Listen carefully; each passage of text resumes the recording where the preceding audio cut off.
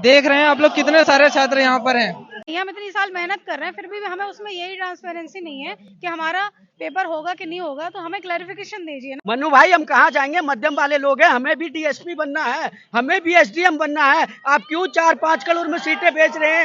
और ऊपर से आप एक बात बताइए, आज जिसने लाठी खाई है बेटी ने वहाँ पर, वो हॉस्पिटल में जाएगी 1 महीना तो 2 महीना उसको रिकवर करने में लगेगा, और आप एग्जाम की डेट दे रहे हो, आज एडमिट कार्ड इशू कर रहे हो हम लोगों को। फॉर्म रीओपन, डेट एक्सटेंड, सारे लोगों को सही मौका मिले, किसी का हक छीनना नहीं चाहिए। पटना में हमारे जो मित्र हैं, लाठीचार्ज हुआ है, कई को चोटें आई हैं, हॉस्पिटल्स गए हैं, वो अहिंसात्मक आंदोलन कर रहे हैं और पुलिस हिंसात्मक रवैया अपना रही है।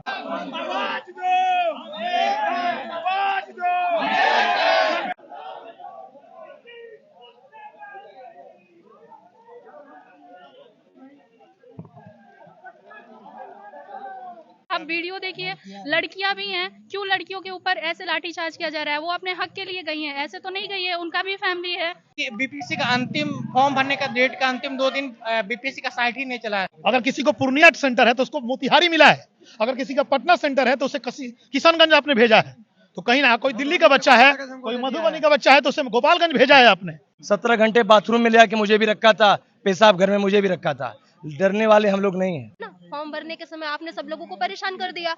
अब आप जब एग्जाम लेने का है तो हम 5 सेट में लाएंगे, 5 सेट में आप क्या लाओगे? एक सचिव जी हैं, पंचायत वेब सीरीज में भी आप लोगों ने देखा, वहाँ भी एक सचिव जी हैं, यहाँ भी एक सचिव जी वैसे ही है। ये सचिव जी कह रहे हैं कि हमने कब कहा नॉर्मलाइजेशन करेंगे। अरे भैया, तो आपने कब ये कहा कि हम नॉर्मलाइजेशन करने जा रहे हैं या नहीं करेंगे? आप वो बता तो दीजिए एक नोटिफिकेशन के माध्यम से। पेपर का 1 सेट, 3 सेट, 4 सेट, 5 सेट कुछ नहीं चलेगा। अब आयोग पैसा उठा चुका है मार्केट से, और वो चाह रही है एकदम जितना तय समय पे जो बात हो चुका है, पैसा उठा चुका है, उतना में उसको रिजल्ट दे देना है। भ्रष्टाचार नहीं चलेगा। पेपर का 1 सेट, 3 सेट, 4 सेट, 5 सेट कुछ नहीं चलेगा।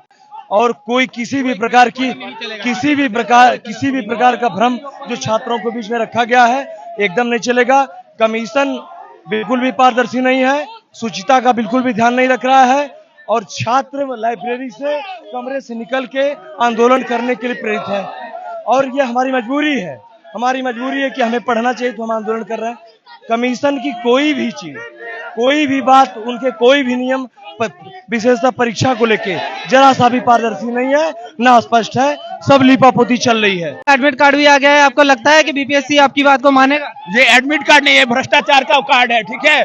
और आयोग पैसा उठा चुका है मार्केट से, और वो चाह रही है एकदम जितना तय समय पे जो बात हो चुका है, पैसा उठा चुका है, उतना में उसको रिजल्ट दे देना है। हमारी मांगे नॉर्मलाइजेशन नहीं होगा। बीपीएससी इतना हड़बड़ी में क्यों है? साइट रीओपन होना चाहिए। नहीं तो आप ही सोचिए, जब 200 सीट आती थी तब 5 लाख फॉर्म गिरता था, अभी 2000 सीट है फिर भी 5 लाख फॉर्म नहीं गिरा है। वो साइट को जानबूझ के स्लो किया गया है। साइट रीओपन होना चाहिए, सभी को मौका मिलना चाहिए, एडिट का ऑप्शन आना चाहिए। यही हम लोग का मांग है। नॉर्मलाइजेशन नहीं चलेगा, भ्रष्टाचार बंद होगा। जी बिल्कुल मानना होगा आयोग का हमारी बात, क्योंकि हम लोग की मांग बिल्कुल जायज है। अटेंडम ऑल ऑफ सडन आयोग तब तक चुप्पी साधे हुए नॉर्मलाइजेशन के मुद्दे पर उतनी काफी समय से, और जब आनन फानन में हम लोगों ने प्रोटेस्ट की मांग किया, नॉर्मलाइजेशन के लिए बात किया, तब आयोग ने अचानक से एडमिट कार्ड जारी करके बच्चों को डिवाइड कर दिया है। आयोग ने पहले बोला था कि बच्चों के साथ मीटिंग करेगा 15 नवंबर को, वो नहीं हुआ। आयोग में कुछ सरकारी प्राइवेट टीचर जाते हैं और अपना बात मंगवाने के लिए वो लोग अपने तरीके से आयोग को मोटिवेट करते हैं और नॉर्मलाइजेशन के लिए बात करते हैं, लेकिन बच्चों को नहीं सुना जा रहा है। अभी हम लोगों को मांग यही है कि नॉर्मलाइजेशन को हर हाल में खत्म करना होगा। 1 डे 1 शिफ्ट 1 पेपर का एग्जाम चाहिए, फेयर एग्जाम चाहिए, और फॉर्म को भी रीओपन करना चाहिए, क्योंकि 93,000 स्टूडेंट ने फॉर्म अभी तक फिल अप नहीं किए हैं। उनके लिए भी हम लोग प्रोटेस्ट कर रहे हैं, और हम लोग को बात बिल्कुल मानना ही पड़ेगा। सर, भ्रष्टाचार नहीं चलेगा, नॉर्मलाइजेशन बंद करना चाहिए। क्या डिमांड है आपकी सरकार से? सरकार से डिमांड ये है कि नॉर्मलाइजेशन नहीं होना चाहिए, उसमें मेहनती करने वाले लड़के सभी पीछे हो जाएंगे, और जो मेहनत नहीं करते हैं, मेहनत से भागते हैं, उनका सिलेक्शन होने का चांसेस ज्यादा है। इसलिए सरकार से आग्रह है कि जल्द से जल्द, जितना जल्दी हो सके, नॉर्मलाइजेशन का एक नोटिफिकेशन ला के इसे बंद कर दिया जाए, क्योंकि हम लोग सब परेशान हैं, 5-10 दिन से पढ़ नहीं पा रहे हैं। हम लोग बस यही सोच रहे हैं कि नॉर्मलाइजेशन होगा, क्या होगा, नहीं होगा। हम लोग का पढ़ाई पिछले 10 दिन से हो ही नहीं पा रहा, ना रिवाइज कर पा रहे हैं। अब बताइए, 1 हफ्ते के बाद एग्जाम है, बहुत परेशान है। मतलब फॉर्म रीओपन, डेट एक्सटेंड, सारे लोगों को सही मौका मिले, किसी का हक छीनना नहीं चाहिए। नॉर्मलाइजेशन नहीं चलेगा, नहीं चलेगा। फॉर्म रीओपन करना होगा, करना होगा, करना होगा, फॉर्म रीओपन करना होगा, करना होगा, करना होगा। BPSC down down down down down down, जो हमसे टकराएगा चूर चूर हो जाएगा, जो हमसे टकराएगा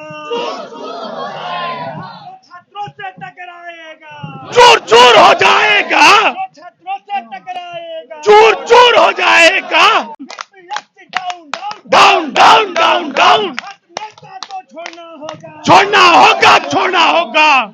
लाठी नहीं चलेगी, नहीं चलेगी, नहीं चलेगी। पटना में लाठीचार्ज बंद करो, तानाशाही नहीं चलेगी। बड़ी बात है कि इससे पूर्व जितनी भी एग्जाम हुई थी, इससे अधिक संख्या में बच्चे छात्र यहाँ पर एग्जाम दिए थे। 8 लाख से समथिंग हुआ था, लेकिन ना कभी नॉर्मलाइजेशन की बात आई, ना कई सीटों में बात हुई।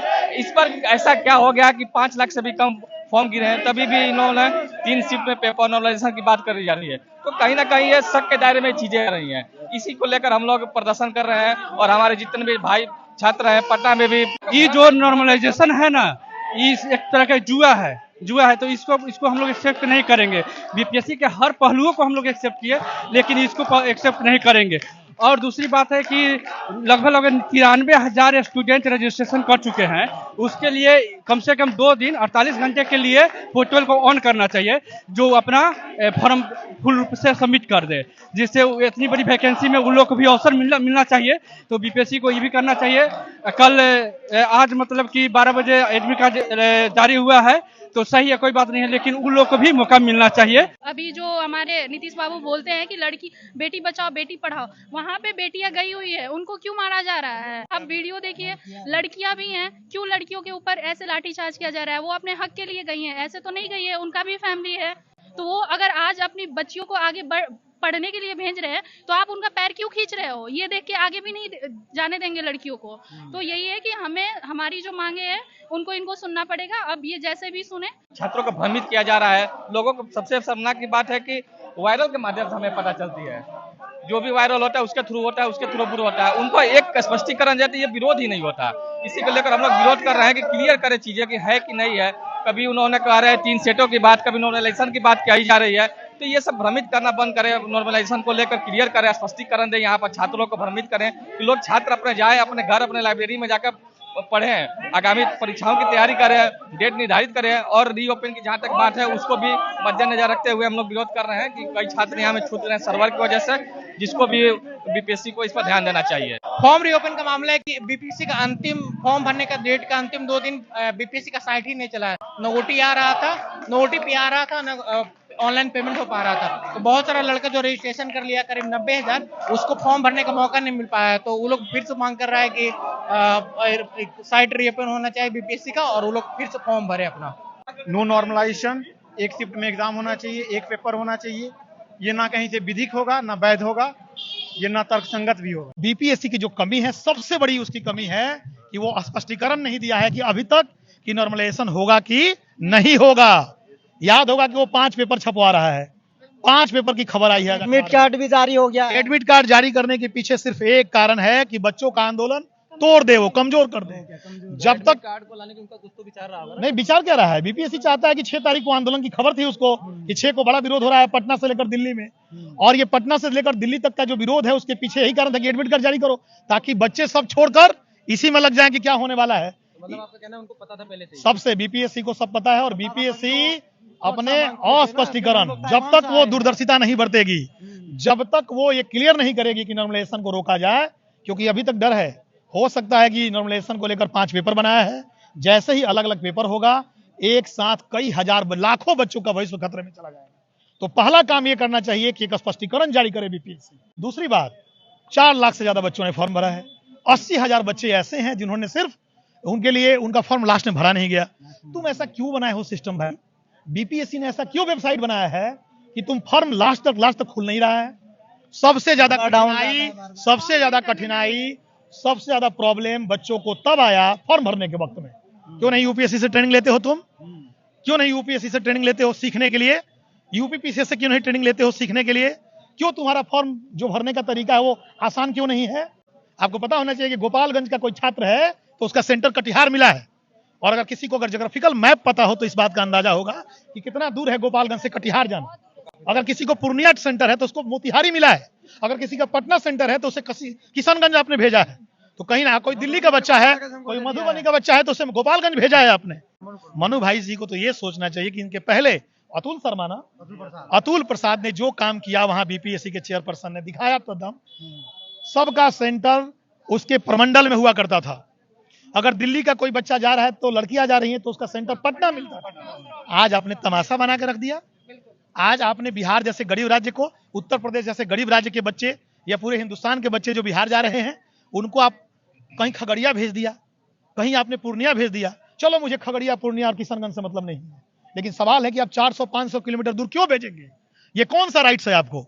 सरकार यही चाहती है कि आंदोलन हमारा कमजोर पड़े। मैं उनसे यही अपील करूंगी, उनसे सबसे यही प्रार्थना है कि आप लोग जैसे आंदोलन अभी तक इतना अच्छा रहा है इसी को आगे भी ऐसे ही रखें, ऐसे कमजोर ना पड़ने दें। जैसे सरकार का हिंसात्मक रवैया देख के आप अपने आंदोलन को कमजोर ना कर। इस नॉर्मलाइजेशन पे हम एग्जाम देने भी जाते हैं तो ये कोई ट्रांसपेरेंसी तो है नहीं कि हमेशा की तरह का नॉर्मलाइजेशन लागू नहीं है तो हम कम से कम पहले खुद को जांच सकते थे कि हमारे इतने क्वेश्चन सही हो रहे हैं, हमारा चांसेस हैं कि नहीं है प्री क्वालिफाई के। अगर ऐसे नॉर्मलाइजेशन लागू होगा तो हमारे पास पढ़ने का कोई फायदा ही नहीं है ना। आप बताइए, हम इतनी साल मेहनत कर रहे हैं फिर भी हमें उसमें यही ट्रांसपेरेंसी नहीं है कि हमारा पेपर होगा कि नहीं होगा, तो हमें क्लैरिफिकेशन दीजिए ना कि अब नॉर्मलाइजेशन लागू नहीं हो रहा है। बस मैं भी यही कहना चाहती हूँ कि नॉर्मलाइजेशन को हटाया जाए और आयोग को ये बात माननी पड़ेगी, क्योंकि हम लोग को सबसे पहली बात है कि तैयारी करने के दरमियान हम लोग को ये भी तो पता होना चाहिए ना कि मेंस के लिए एलिजिबल है कि नहीं है। आप नॉर्मलाइजेशन में क्या कर रहे हो, कितनी कट ऑफ जारी कर रहे हो, क्या नहीं कर रहे हो, वो हम लोग को कुछ पता नहीं है। तो ये इनको आयोग ऐसा सोच रहे हैं कि ये प्रोटेस्ट कर रहे हैं, हम लोग हिंसा इन लोगों पे करते हैं, है ना, मार धाड़ कर रहे हैं, तो ये सब हम लोग डरने वाले हैं। डरने वाले नहीं है। जैसा यूपी सरकार आयोग है, एक दिन एग्जाम करवा रही है ना, एक सेट करवा रही है, तो आप लोग वैसा भी करो ना। 69th में माननीय अतुल सर ने जो हम लोगों के लिए जो सुविधा व्यवस्था जो लाया था उन लोगों ने, तो वो आप क्यों नहीं ला रहे हो? आप हर बार बिहार में क्या है, कुछ भी आप करते हो, है ना। फॉर्म भरने के समय आपने सब लोगों को परेशान कर दिया। अब आप जब एग्जाम लेने का है तो हम 5 सेट में लाएंगे। 5 सेट में आप क्या लाओगे, कौन सी कलर के लाओगे, वो तो हमें नहीं पता है। अब कैसे नॉर्मलाइजेशन करोगे? ये सब चीजों को लेकर के हम लोग प्रोटेस्ट कर रहे हैं। एक सचिव जी हैं, पंचायत वेब सीरीज में भी आप लोगों ने देखा, वहाँ भी एक सचिव जी हैं, यहाँ भी एक सचिव जी वैसे ही है। ये सचिव जी कह रहे हैं कि हमने कब कहा नॉर्मलाइजेशन करेंगे। अरे भैया, तो आपने कब ये कहा कि हम नॉर्मलाइजेशन करने जा रहे हैं या नहीं करेंगे? आप वो बता तो दीजिए एक नोटिफिकेशन के माध्यम से। आप एक बीपीएससी के लेटर हेड पर आप एक जारी कर दीजिए। आप मीडिया में आकर के स्टेटमेंट दे रहे हैं, हम कैसे आप पर भरोसा करें? क्योंकि आपका वकील तो पटना हाई कोर्ट में झूठ बोल रहा है। तो हाथी ने चिड़िया से पूछा कि तुम्हारे इस चोंच के पानी से जंगल का आग बुझेगा क्या? तो चिड़िया ने कहा था कि जब इतिहास लिखा जाएगा तो इतिहास में मैं आग बुझाने वालों में गिनी जाऊंगी, आग लगाने वालों में नहीं। तो यहाँ जितने लोग खड़े हैं, आप लोगों को मैं बधाई देना चाहता हूं कि बीपीएससी का जब जब इतिहास लिखा जाएगा तो ये लिखा जाएगा कि आप सड़क पर खड़े थे, मजबूती के साथ लोहा ले रहे थे इस तानाशाही सरकार के खिलाफ। देश का भविष्य सड़कों पे चक्कर काट रहा है। अब बेटी पढ़ाओ बेटी बचाओ का नारा देने वाली अलायंस की बिहार की सरकार बेटियों पे, हमारी महिला अभ्यर्थी बीपीएससी की महिला अभ्यर्थियों पे लाठियां बरसा रही हैं, हाथ की हड्डियां तोड़ी गई हैं, पैरों पे थाई पे मार मार के फाड़ दिए हैं। हमारे छात्र नेता, प्रतियोगी छात्र नेता दिलीप भाई को बुरी तरह से मारा है, वेंटिलेटर पे हैं, वो लेटे हुए हैं। बच्चे, आंदोलन को कुचलने का, आंदोलन को दबाने का पूरा सुनियोजित प्लान चल रहा है, टुकड़ों में चल रहा है। अभी उत्तर प्रदेश सरकार को हमने अपने आंदोलन और अपने संगठन से उनको झुकाया था, डिटेन किया था, मुझे भी डिटेन किया था, 17 घंटे बाथरूम में ले आके मुझे भी रखा था, पेशाब घर में मुझे भी रखा था। डरने वाले हम लोग नहीं हैं। लाइब्रेरी कमरे में हम लोग पढ़ने वाले हैं और एग्जाम को अपने शर्त पे देने वाले हैं, आपके शर्त में और आपके हम जुमले में नहीं आने वाले हैं। नॉर्मलाइजेशन प्रक्रिया पूरी फेल है। मानविकी की विषयों के लिए ये एकदम, इसका कोई मूल्यांकन ही नहीं कर सकता। ये कोई एसएससी का, कोई मैथ्स का, कोई प्रोबेबिलिटी का, कोई इंग्लिश का, कोई रीजनिंग का सिलेबस नहीं है जिसका कोई और छोर हो। तो इसकी आसान और इसकी कठिनाई पे आप कोई मूल्यांकन ही नहीं कर सकते, इसलिए पूरी प्रक्रिया खारिज करिए। 3 सेट का पेपर, 4 सेट का पेपर, ये जो सब चल रहा है चोचलेबाजी सब बंद करिए। प्रक्रिया पूर्व, एग्जाम पूर्व की प्रक्रियाओं पे होना चाहिए जैसे चलता आया। तमाम परीक्षा की विसंगतियों को खत्म करके समस्या का निस्तारण करिए। और फार्म रीओपन के लिए जो 1 लाख लड़के पेंडिंग में है, किसी की फीस पड़ी हुई है, कोई रजिस्ट्रेशन करके छोड़ा है, ये तुरंत उनके कोई लास्ट अटेम्प्ट में है, कोई लास्ट अटेम्प्ट में, अगली बार हो सकता है कि वो बाहर हो जाए, तो इसलिए उसको मौका मिलना चाहिए, उसका राइट है ये। और ये लगातार ये उसका राइट है। फार्म रीओपन तुरंत करिए, ये बहुत बड़ा मुद्दा है।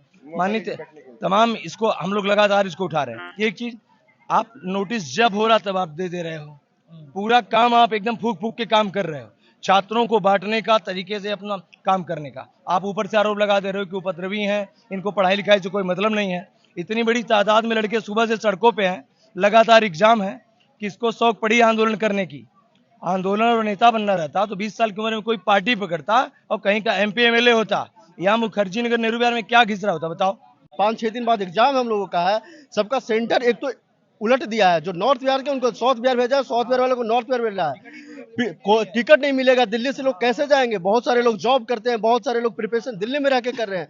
दूसरी बात है कि यहाँ पर हम लोग का लाइब्रेरी में होना चाहिए था, अब जो हम लोग सड़कों पर हैं, इतने कम टेन्योर में आप 7 दिन 8 दिन पहले एडमिट कार्ड निकालते हैं, ये लीगल है कहीं से? अब 7 दिन में दिल्ली से टिकट लोगे, एग्जाम देने जाओगे, ठंड के टाइम में आप सेंटर दिए हो 400 किलोमीटर दूर। पिछली बार अतुल प्रसाद जी ने कहा था कि ठंड के टाइम में एग्जाम नहीं होगा, उसके बाद बोला था कि हम सेंटर हर किसी को एक प्रमंडल के अंदर रखेंगे। ये सब कहाँ गया कानून? 1 साल के लिए रखता है, हर साल BPSC कुछ नया लाता है, मेंटल टॉर्चर किया जाता है, पूरे साल बच्चों को लास्ट दिन तक टॉर्चर किया जाता है। सर्वर डाउन था 4 दिन, इन्होंने बच्चों को बोला नॉन सीरियस है बच्चे, इन्होंने एग्जाम की डेट नहीं बढ़ाई, तब से ही बच्चा बोल रहा है कि आप एग्जाम की डेट रीओपन करो, फॉर्म की रीओपन करो, नहीं बढ़ा रहे।